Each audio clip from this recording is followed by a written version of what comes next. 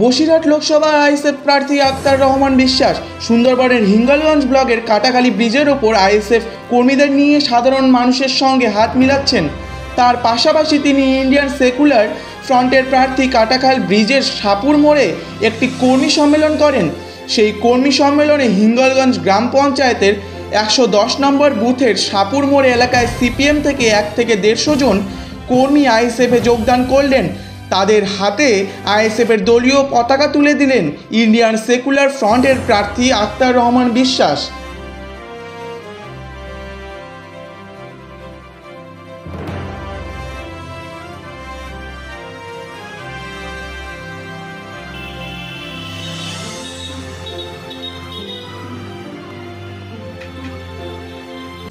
সিপিএমের অত্যাচার, তৃণমূলী অত্যাচার সহ্য করতে না পেরে আমরা এই আইএসএফে যোগ দিলাম ভাইজানের। ফ্রন্ট হচ্ছে একটা শান্তির দল।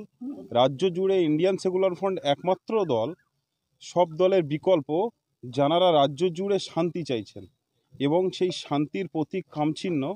এই খামচিহ্ন এমন একটা চিহ্ন প্রত্যেক মানুষের হৃদয় ছুঁয়ে গেছেন। আমাদের ছোট ভাইজান নওশাদ সিদ্দিকীর যেভাবে মানুষের প্রতি বার্তা দিয়ে যাচ্ছেন, মানুষের হয়ে কথা বলছেন, তাতে করে প্রত্যেকটা রাজ্যবাসী আমাদের ইন্ডিয়ান সেকুলার ফ্রন্টের দিকে আসতে চাইছেন। তৃণমূলের হারমাত বাহিনীদের জন্য অনেকেই আসতে ভয় করছেন, কিন্তু তার মধ্যে দিয়েও আসন্ন লোকসভা নির্বাচনের দিকে লক্ষ্য করে আমাদের হিঙ্গলগঞ্জ থেকে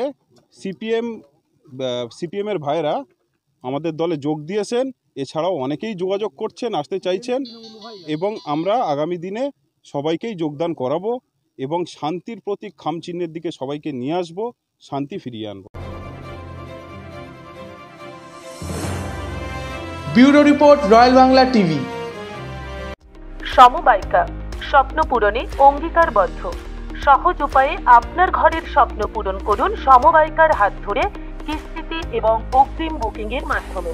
সমবায়িকা, তিনবাত্তি মোড়, শিলিগুড়ি। আজই কল করুন 7601829172 এই নাম্বারে। এছাড়াও কল করতে পারেন 8617037678 এই নাম্বারে।